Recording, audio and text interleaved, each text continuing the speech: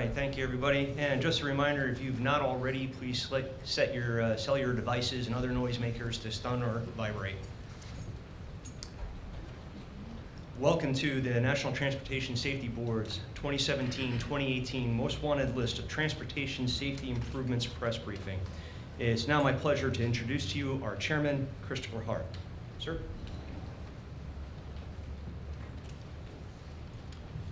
Thank you. Good afternoon, everyone. Thank you for coming. I'm Christopher Hart, and it is my privilege to serve as the chairman of the National Transportation Safety Board. Today I'm accompanied by my colleagues, Vice Chairman Bella Denzar, Member Robert Sumwalt, and Member Earl Weiner, to announce our newest most wanted list of transportation safety improvements. The NTSB, for those of you who may not know, the NTSB is the federal agency that's created by Congress to investigate accidents in transportation, find out what caused them, and then issue safety recommendations to prevent recurrences. However, we cannot require action on our recommendations, which means that not all of our recommendations will be implemented. That's where our most wanted list comes in. Since 1990, our annual most wanted list has been our roadmap from lessons learned to lives saved. It represents actions which, if taken, will reduce property damage, prevent injuries, and save lives in all modes of transportation. Today I will announce our list for 2017 and 2018. This new 2-year cycle will help us focus our advocacy efforts and your coverage on sustained progress. We will take stock at the 1-year mark, note what progress has been made, and decide what additional improvements are needed. Speaking of progress, the NTSB will celebrate its 50th anniversary this year. Transportation in the United States has become much safer over these 50 years, and we are proud of the role that we have played in that improved safety. Yet from 2014 to 2015, according to the National Highway Traffic Safety Administration, highway fatalities increased by 7.2%, the largest percentage increase since before the NTSB was founded. Worse yet, early estimates show a 10.4% increase in motor vehicle deaths for the first half of 2016 versus the first half of 2015. Tragically, for the first time since 2008, more than 35,000 people died on our roads. Before this turn for the worse, the highway safety community's progress looked good, with fatalities generally declining for decades. This setback is a reminder that safety is not a destination, but a continuing journey, and our efforts to improve safety must never, never stop. It takes a concerted and continuing effort by industry, government, and private citizens to save lives. In issue areas in which the nation is making progress, we are pushing to continue the progress, and in areas where we have seen setbacks, the NTSB is pushing for improvements that, if implemented, have the potential to move the needle once again in the correct direction. Without further ado, our most wanted list of transportation safety improvements for 2017 and 2018 is as follows. In no particular order, I would say. Number 1, eliminate distractions. Number 2, reduce fatigue-related accidents. Number 3, prevent loss of control in flight in general aviation.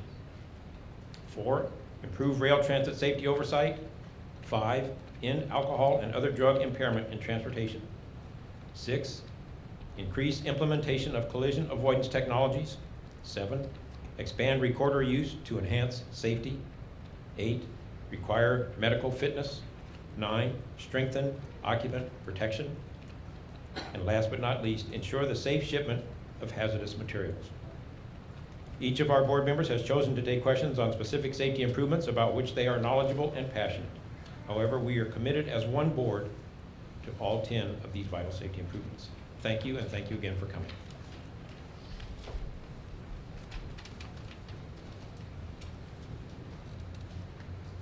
Thank you, Chairman Hart. So let us get into a discussion of our 10 issue areas. And Chairman, let's start with one of your issue areas, improve rail transit safety oversight. Chairman, what can you tell us about that particular issue area? Well, many of you are interested in the issues that we're having locally with WMATA, but we're having rail transit issues all over the country. And it basically starts, it's a multi-level issue. It starts with good oversight from whoever is doing the overseeing. In this jurisdiction, that's complicated by the fact that there are 3 jurisdictions involved, Maryland, Virginia, and DC, and the oversight of of those 3 jurisdictions has proved to be a challenge. But we are looking at this issue around the country because we are seeing, as safe as rail transit is, we are seeing too many fatalities. So moving to our next issue area, the issue of ensuring the safe shipment of hazardous materials. Member Sumwalt, this is your issue area. What can you tell us about the issue? Well, Chris, thanks. I think that as we ship more and more hazardous materials, the bottom line is we must ensure that it is shipped safely. And really, we've boiled this down to 2 specific areas. We're interested in the bulk shipment of lithium batteries, and we are interested in the rail mode to make sure that hazardous materials shipped by rail are in fact shipped in tank cars that are suitable for the task. So that's the long and the short of that. Very good, sir. Member Weiner, what can you tell us about the issue area of increased implementation of collision avoidance technologies? Well, the chairman in his opening remarks really described the situation with passenger automobile fatalities going up instead of going down after so many years. There are a number of technologies, though, available, which are really driver assist technologies that are being put on some of today's automobiles. We would like to see those things like forward collision warning systems, automatic emergency braking, lane keeping, and blind spot detection. See these on cars as standard equipment, but also to make sure consumers are really aware of the capabilities and utilize the capabilities. They should save lives. Excellent. Vice Chairman Denzar, the issue of strengthened occupant protection belongs to you. What can you tell us about that issue area? Thank you, Chris, and good afternoon, everyone. And I should mention that Member Weiner actually hosted a recent event where he looked at vehicle technologies. So it's very in keeping that he is spearheading that. At the NTSB, as you know, our purpose is to prevent accidents before they happen. But when a transportation tragedy occurs, then our job is really to prevent as many deaths and injuries resulting from those as possible. And one of the best ways to do that is by occupant protection. That's things like fire protection, escape routes, crashworthiness of the vehicle, making sure that restraints such as seat belts are available and being used. There is nothing more heart-wrenching for me than to arrive at the scene of an accident to see someone's loved one who could have been saved, who would not have died just because the train window didn't keep them from being ejected, or because the crashworthiness of the motor coach was not sufficient, or because they simply weren't wearing their seatbelt. And we've designed vehicles, we've designed machines that have protected us and that can help us move through the air on rails on the road. There's no reason why we can't design vehicles that can protect us inside as well. And we should also remember that, apologies for going on so long, but we should also remember that laws are also there to help us use the technology that we have. And that means making use of the technologies that are already in existence. So if we had something that would help us save thousands of our neighbors and friends and relatives every year, I think we would choose to use it. Of course we would. And there's just one example. If we had a primary seatbelt law in every state, we would save thousands of lives. Thank you, ma'am. Member Weiner, the issue area of prevent loss of control in flight is the next issue, and that's squarely in your lane, sir. What can you tell us about it? Well, this would make the 3rd year, or the 4th year that loss of control has been on the most wanted list. Focused on general aviation, which means other than scheduled airline operation, but this is the category that most of the personal flying falls under. It accounts for almost 50% of the fatalities or for the fatal accidents. It's primarily a human performance issue. Often it takes the form of a stall or spin too low to the ground. Sometimes it's maneuvering flight, sometimes it's show-off flight, preceded by a hey, watch this. But it's a focus area that the community is working on as well. The government industry collaboration through the Joint Steering Committee is involved a large segment of the operators, the aircraft owners, the manufacturers, the regulators, and government. So if we can solve loss of control, we will make a tremendous impact on general aviation accidents. Excellent. So Member Weiner, Member Sumwalt, the issue of to eliminate distractions in transportation belongs to you. What can you tell us about that issue area? First, the question is, why are distractions once again on the NTSB's most wanted list? And the answer to that is very simple. Distractions in transportation are ubiquitous and they kill people. And we have to end that. We have to. Whether we're talking about a pilot or someone driving a car, truck, or bus, or a locomotive engineer, we have to keep our eyes on the task, our hands on the task, and our minds. And the cognitive distraction is something that is not appreciated in the large sense, and we think that we can multitask. Well, let me tell you something. Multitasking is a myth. And so we must end distractions, not just reduce distractions. We've got to end them.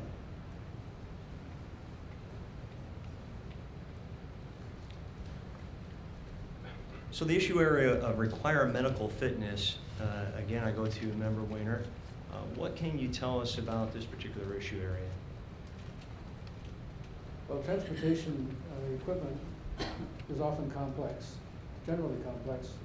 It requires certainly the full mental and physical capabilities of the operator. But this is an issue that applies to all modes of transportation. It, in aviation, has the most stringent requirements for fitness for duty, for operation.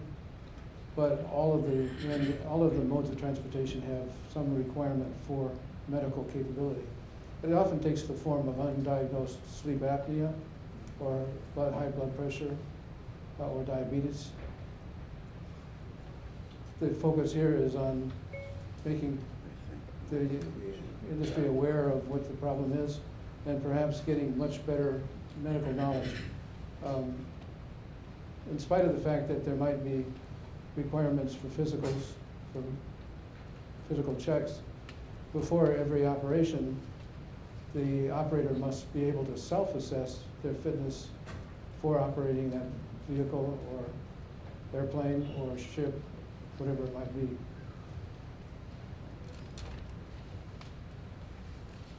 Vice Chairman, the issue area of expand recorder use to enhance safety is one of your issues. So what would you like to share about that today? Well, Chris, when we're talking about event data recorders or black boxes, we're not talking about spending millions of dollars to develop new technology. We're talking about existing technology that we can use to prevent future tragedies. Why would we not want to do that? What we need to do is to prioritize these black boxes in every mode of transportation, on our planes, on our ships, on our rail, and in every motor vehicle. That's the only way we're going to have the video, the audio, and the other data we need to figure out what happened, to get the answers so that we can prevent them from happening again. When I arrive at the scene of an accident, and my fellow board members would agree, the first thing that people ask us is, did you get the black box? So by making sure that we have crash-hardened, crash-resistant black boxes that have video, audio, and other data capabilities, we can have the data so that we can help determine what happened. And with that data, we can help save lives. Chairman Hart, what do we need to know about the issue area of reduced fatigue-related accidents?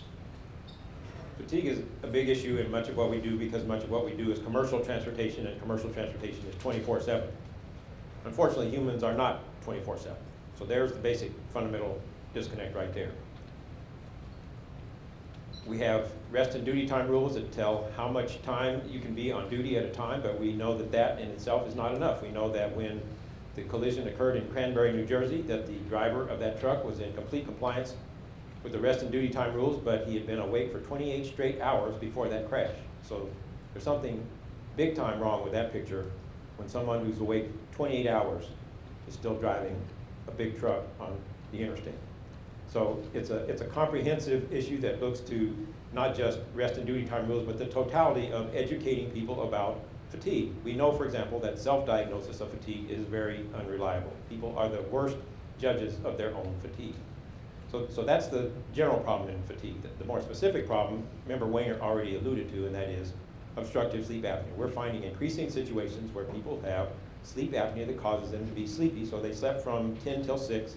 They figure that should be enough sleep, but yet they're sleepy all day.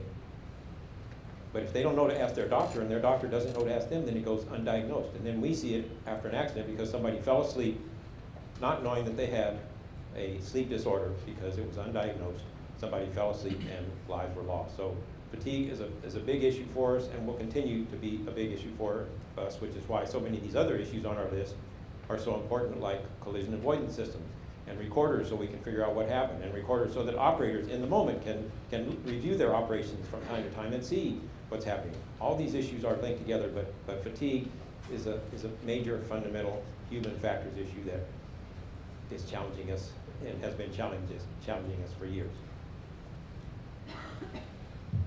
And our next issue item, and last on the list but certainly not least, is Vice Chairman's issue of ending alcohol and other drug impairment in transportation. Vice Chairman, what do you need us to know?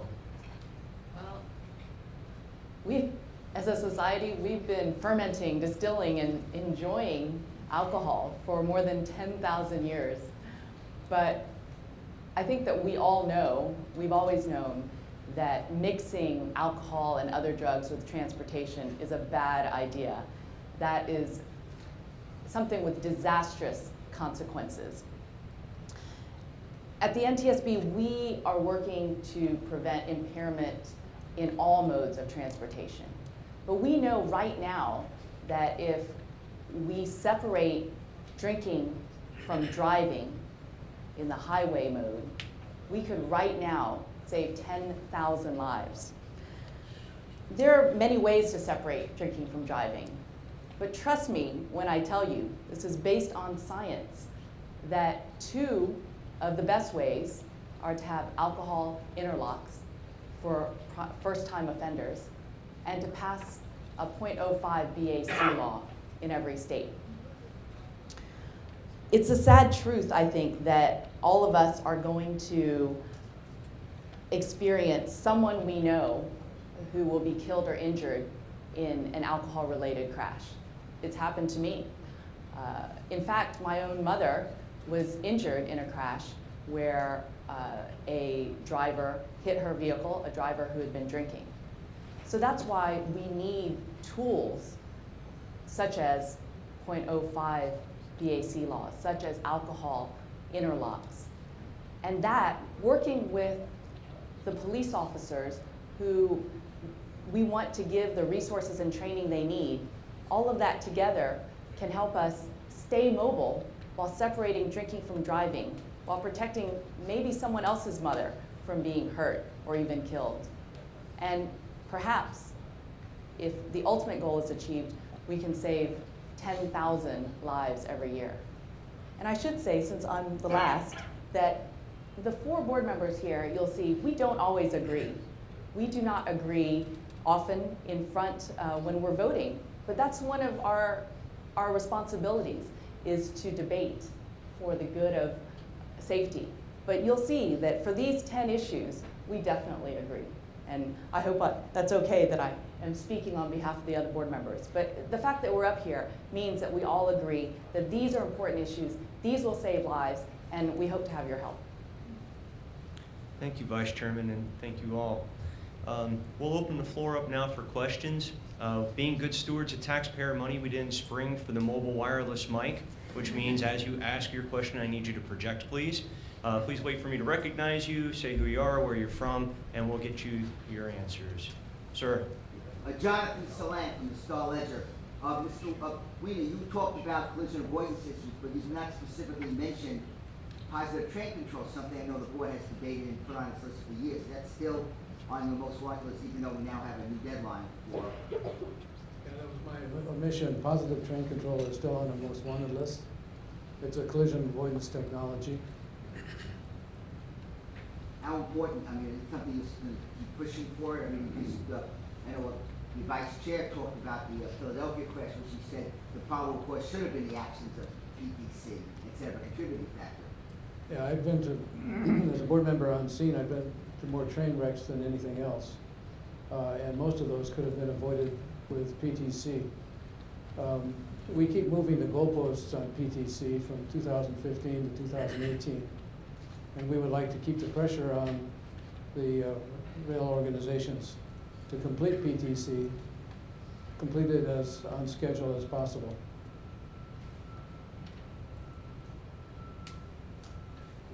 Sir. Hi, Dave Shepardson from Reuters. A couple of the recommendations the board's had for many years, lowering the VAC to 0.05, a ban on all cell phone use in cars. Neither one of those have been adopted by any states. What do you think needs to change to convince the regulators and the public to take those more aggressive steps on vehicle fatalities? I'll start. Thanks for that question. The question is, what can we do to get some of these recommendations like 0.05 VAC and cell phone bans adopted, and what can we do? We need to get the conversation started. Right now, there are no states, I'll give you 0.05 as an example, there are no states that have passed a 0.05 VAC law, despite countless studies, despite 100 other countries showing that there's, in these countries, there's no change in the drinking habits. There's only a change in the dying of people on the roads due to motor vehicle alcohol-related instances. So I think that what we need to do is give states the freedom, the right to consider these tools. Why shouldn't states be considering this? I think that there's a lot of misperceptions that it's going to hurt business, but there's no evidence behind that. I think we just all need to think about what's actually really true versus our perceptions about it. And I think once we start having the conversation, I think that I've spoken to dozens of local newspapers and to restaurant associations. We've done joint media interviews. And once they've heard, they actually realize that it's not going to hurt their business, but they've had incorrect information. So that's our job. Our job is to do really detailed investigations and provide true technical and scientific information so that people and states can make the decisions that will save lives in their states, rather than just based on hearsay. So what's it going to take? It's going to take one thing, and that's guts. Guts on the part of our state legislators and legislatures to do the right thing. That's what it's going to take. Because the evidence is out there that too many people are dying due to alcohol-impaired driving and because of talking on cell phones. Many states, or some communities have passed laws about handheld cell phone use. But in my opinion, that's sending the wrong message, because the risk of being in a crash is about the same whether you're talking handheld or hands-free. So when they come out, when jurisdictions pass the laws to say, we're going to ban handheld cell phones, that's the wrong message. That sends the message that the one is okay and the other is not okay. And that's the wrong message. So back to what I said, it's going to take guts for the people, our lawmakers, to do the right things. I would like to add to the alcohol question about the other drug impaired question, and that is we're seeing a troubling uptick in the use of synthetic drugs. Synthetic drugs are all too easily available, they're cheap. We find that they're often not on the illegal list, so they're not tested in the normal testing ways. And if they get on an illegal list and someone does a little chemical finagling and they're not on the illegal list again. So We investigated, for example, a truck accident where a guy's driving an 80,000-pound truck on the interstate, crossed the median, collided with an oncoming bus, killed many people on the bus and the truck driver. Found out that he was high on a synthetic drug that we don't know where his came from, but we know that that very same drug is obtainable legally over the counter at a truck stop. So something is very wrong with that picture when you can obtain a legal impairing drug at a truck stop. Chris, let me weigh in on that as well. The chairman talked about hard drugs, but in a study that we did about fatally injured pilots, what we found was that over-the-counter drugs are the big problem for the fatally injured pilots. In particular, diphenhydramine, which shows up in products like Benadryl. The metabolism time is for about an 8-hour interval for dosing. It takes about 40 hours for the diphenhydramine to be completely metabolized. And we've seen that in about 7% of the fatally injured pilots over a 22-year period. So over-the-counter drugs can be just as problematic as hard drugs. Sir. Jacob Fischler with CQ. I'm wondering, a lot of this stuff has been on the wish list for a while. After the elections last week, in new Congress, a Republican administration, how are you going to work with the new government to get these through? How is that going to affect what the work you all do? Most of the issues on our list are relatively apolitical. They are safety issues that really don't have a political preference or dispreference, and we hope to continue seeing that as well. And that's one of the beauties of being an independent board and bipartisan by regulation. So we do not follow, the timetable of the elections. We're appointed for a term, and our sole purpose is to promote safety and to make recommendations related to safety. Any other questions? Sir. Hi, my name is Manto Williams from the American Public Transportation Association. I have a quick question. We have the Thanksgiving holiday coming up. People will be traveling on various modes.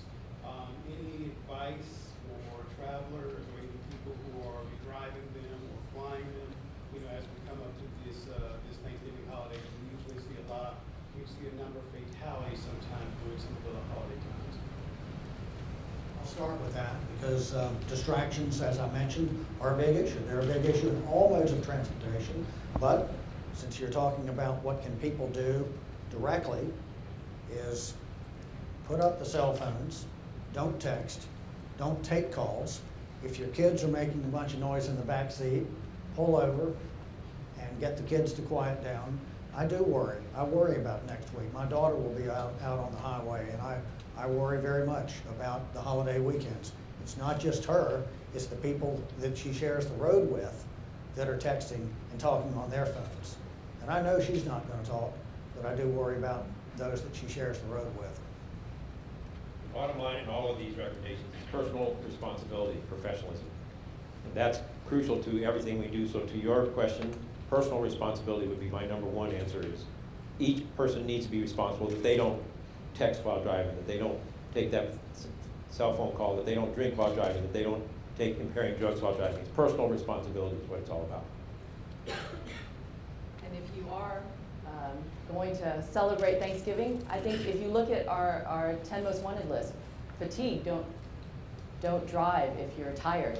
Of course, do not drive if you have been imbibing alcohol or using other drugs, over the counter or other drugs.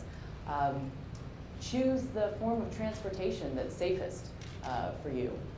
Perhaps, if you have a phone, you have a ride. So if you are impaired, whether by fatigue or distraction or by alcohol or other drugs, perhaps get a ride or take public transportation.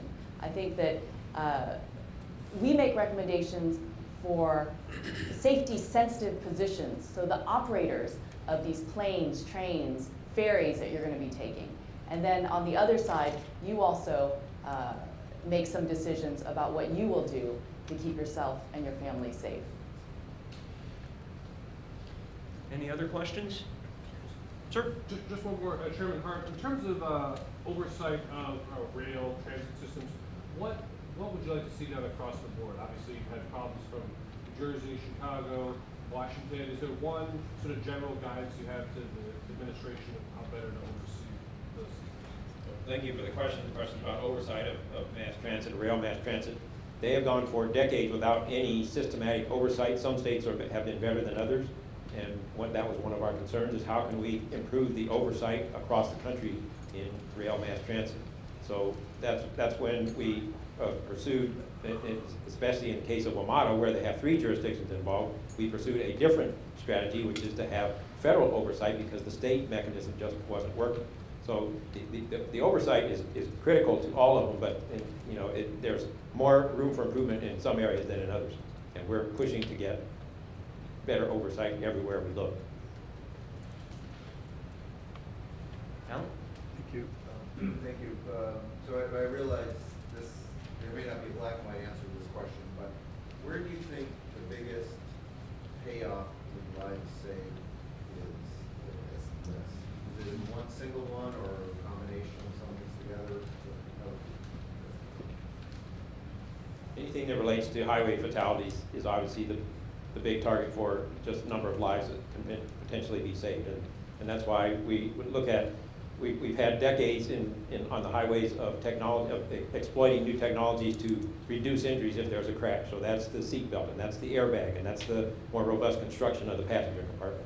Now we're starting to explore a whole new realm of stopping the crash altogether. That, when we get there, and that's going to be a challenging task, can save tens of thousands of lives a year. So one of the starts on that is on this list, prevent collisions. So if we have collision avoidance technologies, that's going to be a huge gainer. So anything that can help address that number that went past 35,000 for the first time in decades is going to be a huge improvement. And I'd like to go back to what Member Sumwalt said. It's whether we are willing to do what it takes to save these lives. If we just look at alcohol-related crash, right there, we could save 10,000 lives. What's that worth to us? What are we willing to do? Yes, sir. Can you expand a little bit on the lithium batteries shipment? How would you like to see that handled? It's a great question regarding the shipment of lithium batteries. We are primarily focused on the bulk shipment of lithium batteries, although we are concerned about the cell phones individually held on airplanes and other modes. Our big focus is on the bulk shipment of them. They have to be. We have to better understand the issue. We have to have fire suppression systems that will extinguish a fire. We have to have proper packaging to make sure that if one overheats, that will not propagate to the other. It's a multifaceted task that needs to be accomplished. We've seen accidents in the air, in aviation, that have occurred due to shipment of lithium batteries, and this is a problem that I'm afraid will not get any better until we address it. It's going to get worse until we address it, I believe. Any other questions? Excellent. So before we conclude, a couple things for note. So you may have noticed as we're going through our slides for each of the issue areas, there are icons representing each of the modes of transportation that are affected by the particular issue areas. As you leave today in the front by the registration table where you came in, we have our fact sheets for each of the issue areas, and those fact sheets are broken out by the modes. So it's much easier if you wanted to find out how ending distractions relates to maritime. There's a fact sheet for that. All you have to do is look for the icon in the subject area. Those will be out front. Before we get to that part, we're going to introduce to you our companion video for the most wanted list. We'll play that for you shortly, and then following the video, get with my staff. Staff, raise your hands again. Get with those folks, and they'll be happy to facilitate any one-on-ones with our board members that you may need.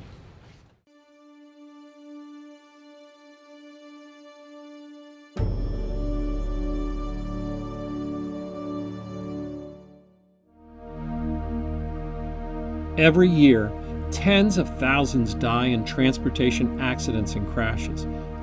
Our neighbors, our co-workers, our schoolmates, our family.